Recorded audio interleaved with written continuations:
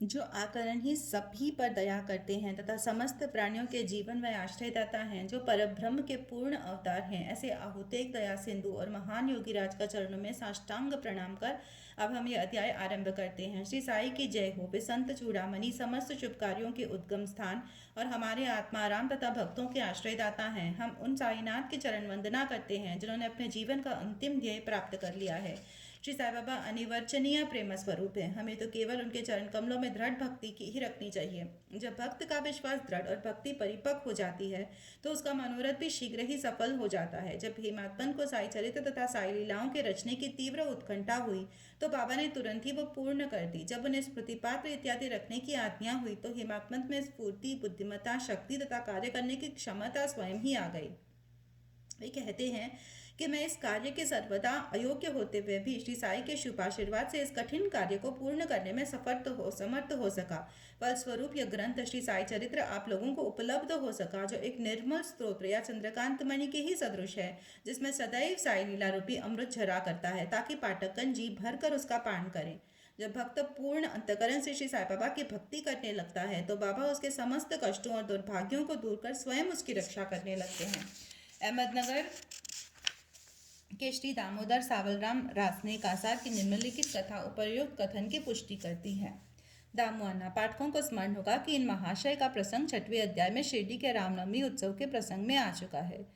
वे लगभग 1890 में शिरडी पधारे थे, जबकि रामनवमी उत्सव का प्रारंभ ही हुआ था, और उसी समय से वे एक जरीदार बढ़िया ध्वज इस अवसर पर भेंट करते तथा वहाँ एकत्रित गरीब भिक्षुकों को भोजन आदि कराया करते थे।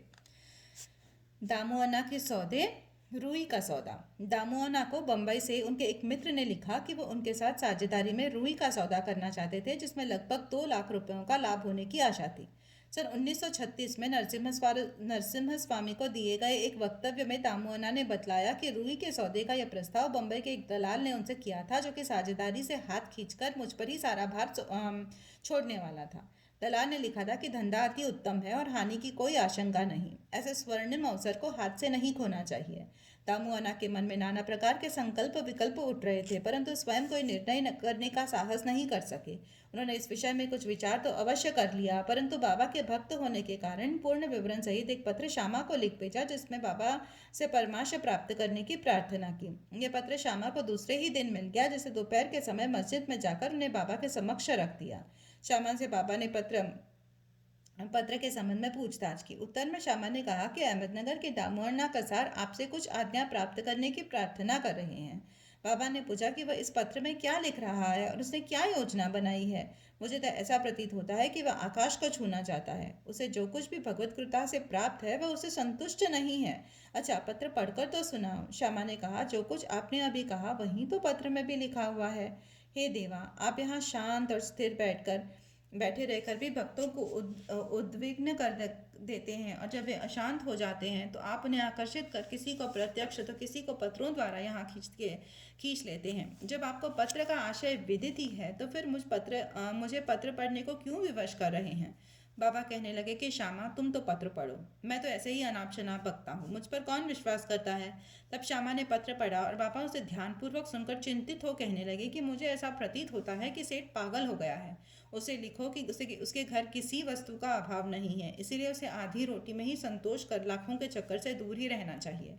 श्यामा ने उत्तर लिखकर भेज दिया, जिसकी प्रतीक्षा उत्सुकतापूर्वक दामुअन्ना कर रहे थे। पत्र पढ़ते ही लाखों रुपयों के लाभ होने की उनकी आशा पर पानी फिर गया। उन्हें उस समय ऐसा विचार आया कि बाबा से परामर्श कर उन्हें भूल की है, परंतु श्यामा ने पत्र में संकेत कर दिया था कि देखने और सुनने में फर्क हुआ करता है, इसलिए श्रेयस्कर तो यही होगा कि स्वयं शिरडी आकर बाबा की आज्ञा प्राप्त करो। बाबा से स्वयं अनुमति लेना उचित समझकर वे शिरडी आए। बाबा के दर्शन कर उन्हें चरण सेवा की, परंतु बाबा के सम्मुख सौदे वाली बात करने का साहस वे नहीं कर सके। उन्हें संकल्प किया कि यदि उन्होंने कृपा कर ली तो उस सौदे में से कुछ लाभांश उन्हें भी अर्पण कर दूंगा। यद्यपि यह विचार दामुअन्ना बड़ी गुप्त रीति से अपने मन में ही कर रहे थे, तो भी त्रिकालदर्शी बाबा से क्या छिपा रह सकता था।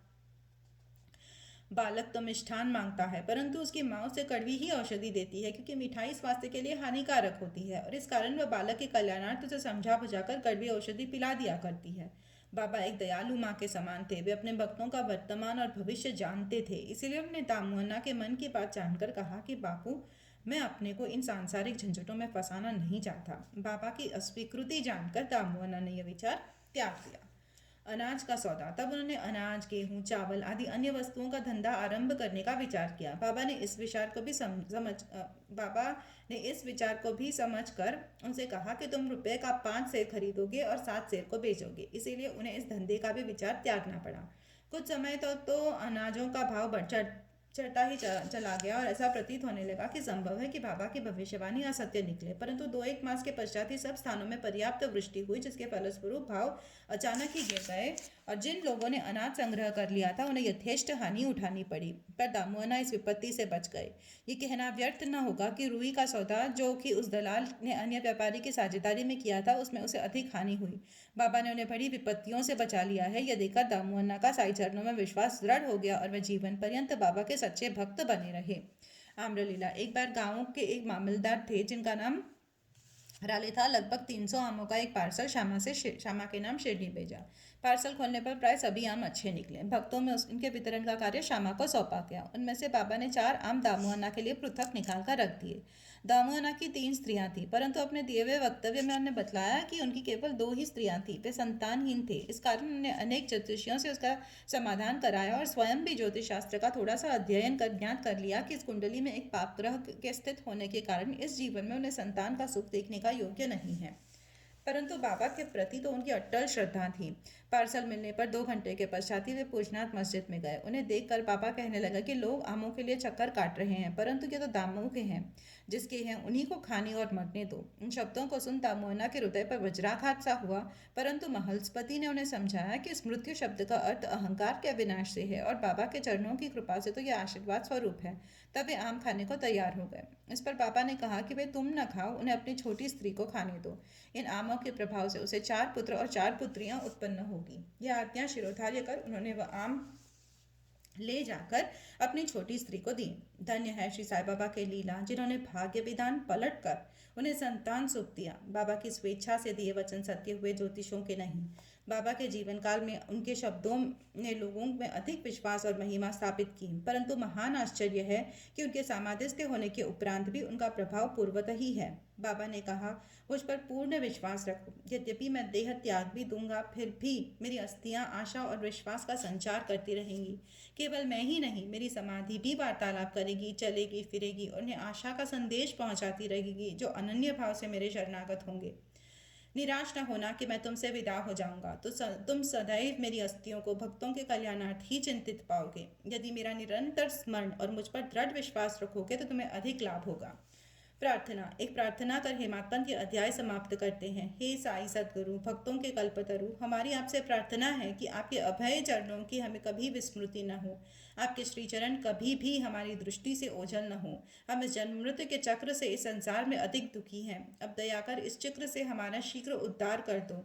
हमारी इंद्रियां जो विषय पदार्थों की ओर आकर्षित हो रही है, उनकी बाह्य प्रवृत्ति से रक्षा कर उन्हें अंतर्मुखी बनाकर हमें आत्मदर्शन के योग्य बना दो। जब तक हमारी इंद्रियों की बहिर्मुखी प्रवृत्ति और चंचल मन पर अंकुश नहीं है, तब तक आत्म साक्षात्कार की हमें कोई आशा नहीं है। हमारे पुत्र और मित्र कोई भी अंत में हमारे काम नहीं आएंगे। हे साई, हमारे तो एकमात्र तुम ही हो जो हमें मोक्ष और आनंद प्रदान करोगे। हे प्रभु, हमारी तर्क वितर्क तथा अन्य कुप्रवृत्तियों को नष्ट कर दो।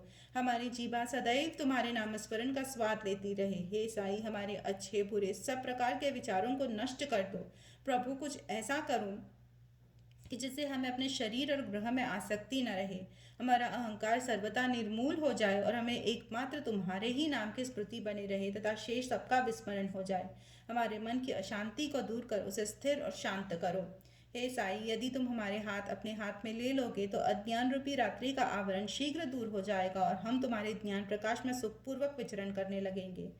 यह जो तुम्हारा लीलामृत पार करने का सौभाग्य हमें प्राप्त हुआ तथा जिसने हमें अखंड निद्रा से जागृत कर दिया है, यह तुम्हारी ही कृपा और हमारे जन्मों के शुभ कर्मों का ही फल है। विशेष इस संबंध में श्री दामुअन्ना के उपरोक्त कथन को उद्धृत किया जाता है, जो ध्यान देने योग्य है। एक समय जब मैं अन्य लोगों सहित बाबा के श्री चरणों के समीप बैठा था तो मेरे मन में 2 प्रश्न उठे। उन्होंने इसका उत्तर इस प्रकार दिया। जो जन समुदाय शिरडी के श्री साई के दर्शनांत शिरडी आता है, क्या उन सभी को लाभ पहुंचता है स्काउट ने उत्तर दिया कि बौर लगे आम वृक्ष की ओर देखो। यदि सभी बौर फल बन जाए तो आमों की गणना भी नहीं हो सकी। परंतु क्या ऐसा होता है? बहुत से बौर गिर जाते हैं। कुछ फले और बड़े भी तो आंधी के झकोरों से गिरकर नष्ट हो जाते हैं। उनमें से कुछ थोड़े ही शेष रह जाते हैं। दूसरा प्रश्न मेरे स्वयं के विषय में था। यदि बाबा ने निर्वाण लाभ कर लिया तो मैं बिल्कुल ही निराश्रित हो जाऊंगा, तब मेरा क्या होगा? इसका बाबा ने उत्तर दिया कि जब और जहां भी तुम मेरा स्मरण करोगे मैं तुम्हारे साथ ही रहूंगा। इन वचनों को उन्होंने सन 1918 से पूर्व भी निभाया है और सन 1918 के पश्चात आज भी निभा रहे हैं। वे अब भी मेरे ही साथ रहकर मेरा पथ प्रदर्शन कर रहे हैं। यह घटना लगभग सन 1910-11 की है। उसी समय मेरा भाई मुझसे पृथक हुआ और मेरी बहन की मृत्यु हो गई। मेरे घर में चोरी हुई और पुलिस जांच पड़ताल कर रही थी। इन सभी घटनाओं ने मुझे पागल सा बना दिया था। मेरी बहन का स्वर्गवास होने के कारण मेरे दुख का पारावार न रहा और जब मैं पापा की शरण गया तो उन्होंने अपने मधुर उपदेशों से मुझे सांत्वना देकर अप्पा कुलकर्णी के घर पूरन पोली खिलाई तथा मेरे मस्तक पर चंदन लगाया। जब मेरे घर चोरी हुई और मेरे ही एक 30 वर्षीय मित्र ने मेरे स्त्री के गहनों का संदूक जिसमें मंगलसूत्र और नथ आदि थे चुरा लिए, तब मैंने बाबा के चित्र के समक्ष रुदन किया और उसके दूसरे ही दिन वो व्यक्ति स्वयं गहनों का संदूक मुझे लौटाकर क्षमा प्रार्थना करने लगा। श्री सद्गुरु साईनाथ परमस्तु शुभम भवतु।